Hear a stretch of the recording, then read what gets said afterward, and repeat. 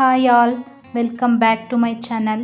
ನಾವಿವತ್ತಿನ ಈ ವಿಡಿಯೋದಲ್ಲಿ ಸಾಫ್ಟ್ ಚಿಕನ್ನ ಯೂಸ್ ಮಾಡಿಕೊಂಡು ಚಿಕನ್ ಎಗ್ ಮಸಾಲಾನ ಯಾವ ಥರ ಮಾಡೋದು ಅಂತ ತಿಳಿಸ್ಕೊಡ್ತಾ ಇದ್ದೀನಿ. ತುಂಬ ಈಸಿಯಾಗಿ ಮತ್ತು ಟೇಸ್ಟಿಯಾಗಿ ಯಾವ ಥರ ಮಾಡ್ಕೊಡೋದು ಅಂತ ಹೇಳ್ಕೊಡ್ತಾ ಇದ್ದೀನಿ. ಚಿಕನ್ ಎಗ್ ಮಸಾಲಾನ ಯಾವ ಥರ ಮಾಡೋದು ಅಂತ ನೋಡೋಣ ಬನ್ನಿ. ಫಸ್ಟು ಒಂದು ಜಾರ್ ತೊಗೊಂಡು ಆ ಜಾರ್ ಒಳಗಡೆ ಮೀಡಿಯಮ್ ಸೈಜ್ ಆನಿಯನ್ನ ಕಟ್ ಮಾಡಿಕೊಂಡು ಫೈನ್ ಪೇಸ್ಟಾಗಿ ಗ್ರೈಂಡ್ ಮಾಡ್ಕೋಬೇಕು. ನೀರು ನೆಸಸರಿ ಇದ್ದರೆ ನೀರು ಹಾಕ್ಕೊಂಡು ಗ್ರೈಂಡ್ ಮಾಡ್ಕೊಳ್ಳಿ. ನೋಡ್ತಾ ಇದ್ದೀರಲ್ಲ, ಈ ಥರ ಫೈನ್ ಪೇಸ್ಟ್ ಆಗಬೇಕು. ಈ ಪೇಸ್ಟ್ನ ಬೇರೆ ಬೌಲಿಗೆ ತೆಕ್ಕೊಳ್ಳೋಣ. ನಾನಿಲ್ಲಿ 1/2 kg ಚಿಕನ್ಗೆ ಮಸಾಲ ಯಾವ ಥರ ಪ್ರಿಪೇರ್ ಮಾಡ್ಕೋಬೇಕು ಅಂತ ತೋರಿಸ್ತಾ ಇದ್ದೀನಿ. ನೀವು ಜಾಸ್ತಿ ಚಿಕನ್ನ ತೊಗೊಂಡ್ರೆ ನಾನು ತೊಗೊಂಡಿರೋದಕ್ಕಿಂತ ಜಾಸ್ತಿ ತೊಗೊಳ್ಳಿ. ಸೇಮ್ ಪ್ರೋಸೆಸ್ನ ಫಾಲೋ ಮಾಡಿ. ಈಗ ಅದೇ ಜಾರಿಗೆ 4 ಲವಂಗ, ಒಂದು ದೊಡ್ಡ ಸೈಜ್ ಚಕ್ಕೆ, 10 ರಿಂದ 15 ಸಿಪ್ಪೆ ತೆಕ್ಕೊಂಡಿರುವಂತಹ ಬೆಳ್ಳುಳ್ಳಿ ಹೆಸಳು, ಸ್ವಲ್ಪ ಶುಂಠಿ, ಒಂದು ದೊಡ್ಡ ಸೈಜ್ ಆನಿಯನ್ನ ಕಟ್ ಮಾಡಿ ಹಾಕ್ಕೊಳ್ಳಿ. ಸ್ವಲ್ಪ ಪುದೀನನ ಹಾಕ್ಕೊಳ್ಳಿ. 1 ಹಿಡಿಯಷ್ಟು ಕೊತ್ತಂಬರಿನ ಹಾಕ್ಕೊಂಡು ಸ್ವಲ್ಪ ನೀರನ್ನ ಹಾಕ್ಕೊಂಡು ಫೈನ್ ಪೇಸ್ಟಾಗಿ ಗ್ರೈಂಡ್ ಮಾಡ್ಕೊಳ್ಳಿ. ಆದಷ್ಟು ಸಾಫ್ಟಾಗಿ ಈ ಮಸಾಲನ ಗ್ರೈಂಡ್ ಮಾಡ್ಕೊಳ್ಳಿ. ನಿಮಗೆ ಗ್ರೇವಿ ಜಾಸ್ತಿ ಮತ್ತು ತಿಕ್ಕಾಗಿ ಬೇಕು ಅಂದರೆ ಆನಿಯನ್ನ ಕೊತ್ತಂಬರಿನ ಜಾಸ್ತಿ ಯೂಸ್ ಮಾಡ್ಕೊಳ್ಳಿ. ನೋಡ್ತಾ ಇದ್ದೀರಲ್ಲ, ಮಸಾಲ ರೆಡಿಯಾಗಿದೆ. ಈ ಥರ ಸಾಫ್ಟಾಗಿ ಮಸಾಲಾನ ಗ್ರೈಂಡ್ ಮಾಡಿ ತೊಗೊಳ್ಳಿ. ಯಾರಾದರೂ ಫಸ್ಟ್ ಟೈಮ್ ನನ್ನ ಚಾನಲ್ನ ನೋಡ್ತಾ ಇದ್ದರೆ ಪ್ಲೀಸ್ ಸಬ್ಸ್ಕ್ರೈಬ್ ಮಾಡ್ಕೊಳ್ಳಿ. ನಾನಿಲ್ಲಿ 1/2 kg ಅಷ್ಟು ಚಿಕನ್ನ ತೊಗೊಂಡಿದ್ದೀನಿ. ಈ ಚಿಕನ್ ಒಳಗಡೆ ನಾವಾಗಲೇ ಏನು ಆನಿಯನ್ ಪೇಸ್ಟ್ ಮಾಡಿಟ್ಕೊಂಡಿದ್ವಲ್ಲ, ಅದು 2 ಟೇಬಲ್ ಸ್ಪೂನಷ್ಟು ಹಾಕ್ಕೊಂಡು ಚಿಕನಿಗೆಲ್ಲ ಅಪ್ಲೈ ಮಾಡಿಬಿಟ್ಟು ಚೆನ್ನಾಗಿ ತೊಳೆದು ತೆಗೆದಿಟ್ಕೋಬೇಕು. ನೀವು ಆನಿಯನ್ ಪೇಸ್ಟ್ ಬದಲು ಲೆಮೆನ್ನು ಇಲ್ಲ ಟರ್ಮರಿಕ್ನು ಯೂಸ್ ಮಾಡ್ಕೋಬೋದು. ಈ ಥರ ಆನಿಯನ್ ಹಾಕಿ ಚಿಕನ್ನ ತೊಳೆಯೋದ್ರಿಂದ ಸ್ಮೆಲ್ ಬರಲ್ಲ ಮತ್ತು ಬ್ಯಾಕ್ಟೀರಿಯಾಸ್ ಏನಾದರೂ ಇದ್ದರೆ ಹೊರಟೋಗುತ್ತೆ. ಮಸಾಲೆ ಎಲ್ಲ ರೆಡಿ ಮಾಡ್ಕೊಂಡಿದ್ದಾಗಿದೆ. ಈಗ ಚಿಕನ್ನ ಮಾಡ್ಕೊಳ್ಳೋದಕ್ಕೆ ಸ್ಟವ್ ಆನ್ ಮಾಡಿಕೊಂಡು ಒಂದು ಕಡಾಯಿನ ಇಟ್ಕೊಳ್ತಾ ಇದ್ದೀನಿ. ಆ ಕಡಾಯಿ ಒಳಗಡೆ 9 ರಿಂದ 10 ಟೇಬಲ್ ಸ್ಪೂನ್ ಎಣ್ಣೆನ ಹಾಕ್ಕೋಬೇಕು. ಎಣ್ಣೆ ಸ್ವಲ್ಪ ಹೀಟ್ ಆಗೋದಕ್ಕೆ ಬಿಡಿ. ಹೀಟ್ ಆದಮೇಲೆ ನಾವಾಗಲೇ ಏನು ಆನಿಯನ್ ಪೇಸ್ಟ್ ಮಾಡಿ ಇಟ್ಕೊಂಡಿದ್ವಲ್ಲ, ಅರ್ಧ ಚಿಕನ್ ತೊಳೆಯೋದಕ್ಕೆ ಹಾಕ್ಕೊಂಡಿದ್ವಿ, ಇನ್ನು ಅರ್ಧ ಹಾಗೆ ಇಟ್ಕೊಂಡು ಒಗ್ಗರಣೆಲಿ ಹಾಕ್ಕೋಬೇಕು. ಆನಿಯನ್ ಪೇಸ್ಟ್ ಸ್ವಲ್ಪ ಬ್ರೌನ್ ಕಲರ್ ಆಗೋವರೆಗೂ ಎಣ್ಣೆಯಲ್ಲಿ ಚೆನ್ನಾಗಿ ಫ್ರೈ ಮಾಡ್ಕೊಳ್ಳಿ. ಸೀದಿಸ್ಕೊಳ್ಳೋದಕ್ಕೆ ಹೋಗಬೇಡಿ. Onion paste chicken masala taste change ಆಗಿ ಹೋಗ್ಬಿಡುತ್ತೆ. ನಿಮಗೆ ಬೇಕು ಅಂದರೆ ಆನಿಯನ್ನ ಕಟ್ ಮಾಡಿ ಹಾಕ್ಕೋಬೋದು. ಆನಿಯನ್ ಪೇಸ್ಟ್ ಹಾಕ್ಕೊಂಡಿದ್ದಾದಮೇಲೆ ಕಂಟಿನ್ಯೂ ತಿರುಗಿಸ್ಕೊಳ್ತಾ ಇರಿ, ಹಂಗಾದರೆ ಸೀದೋಗೋದಿಲ್ಲ. ನೋಡ್ತಾ ಇದ್ದೀರಲ್ಲ, ಆನಿಯನ್ ಪೇಸ್ಟ್ ಎಲ್ಲ ಬ್ರೌನ್ ಕಲರ್ ಆಗಿದೆ.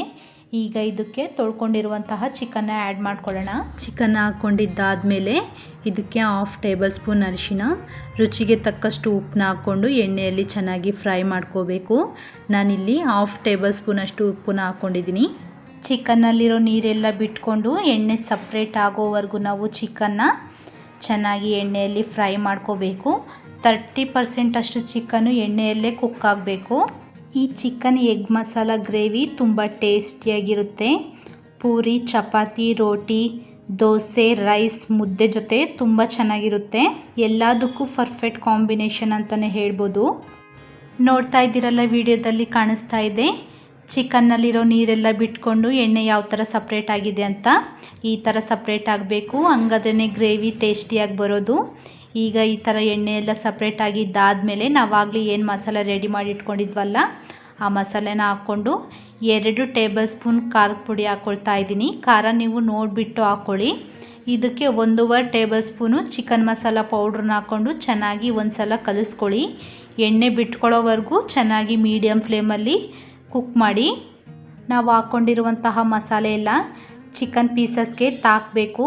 ಅಷ್ಟರವರೆಗೂ ನಾವು ಚೆನ್ನಾಗಿ ಮಿಕ್ಸ್ ಮಾಡ್ಕೋಬೇಕು.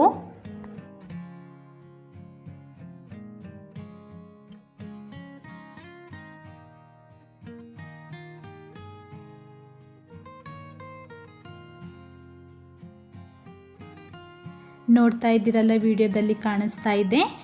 ಮಸಾಲೆ ಹಾಕ್ಕೊಂಡಿದ್ದಾದಮೇಲೆ ಎಣ್ಣೆ ಎಲ್ಲ ಈ ಥರ ಸಪ್ರೇಟ್ ಆಗಬೇಕು. ಅಷ್ಟರವರೆಗೂ ನಾವು ಮೀಡಿಯಮ್ ಫ್ಲೇಮಲ್ಲಿ ಇಟ್ಕೊಂಡು ಕುಕ್ ಮಾಡಬೇಕು. ಎಣ್ಣೆ ಸಪ್ರೇಟ್ ಆಗಿದ್ದಾದಮೇಲೆ ನಾವಾಗಲೇ ಏನು ಜಾರಲ್ಲಿ ಮಸಾಲೆ ಇರುತ್ತಲ್ಲ, ಅದಕ್ಕೆ ಸ್ವಲ್ಪ ನೀರನ್ನ ಮಿಕ್ಸ್ ಮಾಡಿಕೊಂಡು ನಿಮಗೆ ಗ್ರೇವಿ ಎಷ್ಟು ಬೇಕೋ ಅಷ್ಟು ನೀರನ್ನ ನೀವು ಆ್ಯಡ್ ಮಾಡ್ಕೋಬೇಕು. ನಿಮಗೆ ಗ್ರೇವಿ ಬೇಡ, ಸುಕ್ಕ ಬೇಕು ಅಂದರೆ 1/2 ಗ್ಲಾಸಷ್ಟು ನೀರನ್ನ ಆ್ಯಡ್ ಮಾಡ್ಕೊಳ್ಳಿ ಸಾಕು. ನೀರು ಹಾಕ್ಕೊಂಡಿದ್ದಾದಮೇಲೆ ಚೆನ್ನಾಗಿ ಒಂದು ಕುದಿ ಬರೋದಕ್ಕೆ ಬಿಡಿ. ಒಂದು ಕುದಿ ಬರಬೇಕಾದ್ರೆ ಎಲ್ಲ ಒಂದು ಸಲ ಚೆನ್ನಾಗಿ ಕಲಿಸ್ಕೊಬಿಟ್ಟು ಸೈಡಲ್ಲೆಲ್ಲ ಏನು ಮಸಾಲ ಸ್ಟಿಕ್ ಆಗಿರುತ್ತಲ್ಲ ಅದೆಲ್ಲ ಚೆನ್ನಾಗಿ ತೆಕ್ಕೊಂಡು ಲಿಡ್ ಕ್ಲೋಸ್ ಮಾಡಿಕೊಂಡು ಮೀಡಿಯಮ್ ಫ್ಲೇಮಲ್ಲಿ ಇಟ್ಕೊಂಡು ನಾವು ಕುಕ್ ಮಾಡ್ಕೋಬೇಕು. ಆವಾಗವಾಗ ಲಿಡ್ ಓಪನ್ ಮಾಡಿ ತಿರುಗಿಸ್ಕೊಳ್ತಾ ಇರಿ. ಈ ಥರ ಚಿಕನ್ ಎಗ್ ಮಸಾಲ ಮಾಡ್ಕೊಳ್ಳೋದ್ರಿಂದ ಯಾವುದೇ ಥರ ಪ್ರಾಬ್ಲಮ್ ಇರೋದಿಲ್ಲ. ಚಿಕನ್ ಕುಕ್ ಆಗದೆ ಇರೋದು, ಹಾರ್ಡ್ ಆಗೋದು ಯಾವುದೂ ಥರ ಪ್ರಾಬ್ಲಮ್ ಆಗೋದಿಲ್ಲ. ಚಿಕನ್ ತುಂಬ ಸಾಫ್ಟಾಗಿ ಕುಕ್ಕಾಗಿ ಪೀಸಸ್ ತುಂಬ ಜ್ಯೂಸಿಯಾಗಿ ಬರುತ್ತೆ. ಚಿಕನ್ನ ಮೀಡಿಯಮ್ ಫ್ಲೇಮಲ್ಲಿ ಇಟ್ಕೊಂಡು 15 to 20 ಮಿನಿಟ್ಸ್ ಕುಕ್ ಮಾಡಿಕೊಂಡ್ರೆ ಸಾಕು.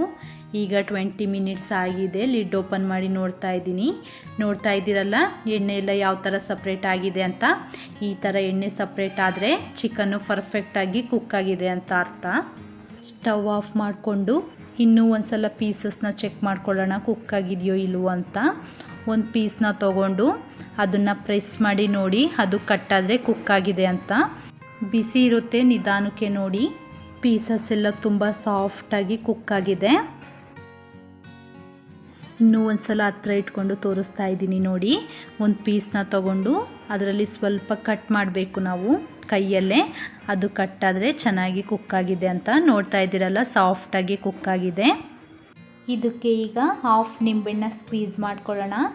ಇದು ಆಪ್ಷನಲ್ಲು, ನಿಮಗೆ ಇಷ್ಟ ಇದ್ದರೆ ಹಾಕ್ಕೊಳ್ಳಿ, ಇಲ್ಲಾಂದರೆ ಸ್ಕಿಪ್ ಮಾಡಿ. ಫೈನಲಾಗಿ ಇದಕ್ಕೆ ಸ್ವಲ್ಪ ಚಿಕ್ಕದಾಗಿ ಕಟ್ ಮಾಡಿಟ್ಕೊಂಡಿರುವಂತಹ ಕೊತ್ತಂಬರಿನ ಹಾಕ್ಕೊಳ್ತಾ ಇದ್ದೀನಿ. ಈಗ ಚಿಕನ್ ಮಸಾಲ ರೆಡಿಯಾಗಿದೆ. ನಾನಿಲ್ಲಿ 2 ಎಗ್ನ ಬಾಯ್ಲ್ ಮಾಡಿಕೊಂಡು 4 ಪೀಸಾಗಿ ಕಟ್ ಮಾಡಿ ತೊಗೊಂಡಿದ್ದೀನಿ. ಕಟ್ ಮಾಡಿಟ್ಕೊಂಡಿರುವಂತಹ ಎಗ್ ಪೀಸಸ್ನ ನಾವು ಗ್ರೇವಿಯಲ್ಲಿ ಹಾಕೋಬೇಕು ಗ್ಯಾಪ್ ಇರೋ ಹತ್ರ. ಎಗ್ ಹಾಕಿದ ತಕ್ಷಣ ನಾವು ತಿರುಗಿಸ್ಕೊಳ್ಳೋಕೆ ಹೋಗಬಾರ್ದು, ಗ್ರೇವಿನ ಎಗ್ ಮೇಲೆ ಹಾಕ್ಕೋಬೇಕು. ಇದೇ ಥರ ನಿಮಗೆ ಎಷ್ಟು ಬೇಕೋ ಅಷ್ಟು ಎಗ್ನ ಆ್ಯಡ್ ಮಾಡ್ಕೋಬೋದು. ಪೀಸಸ್ನ ತಿನ್ನಬೇಕಾದ್ರೆ ಈ ಎಗ್ನ ಆವಾಗವಾಗ ತಿಂತಾಯಿದ್ರೆ ತುಂಬ ಚೆನ್ನಾಗಿರುತ್ತೆ. ಈಗ ಚಿಕನ್ ಎಗ್ ಮಸಾಲ ರೆಡಿಯಾಗಿದೆ. ಪ್ಲೇಟಿಗೆ ಸರ್ವ್ ಮಾಡ್ಕೊಳ್ಳೋಣ.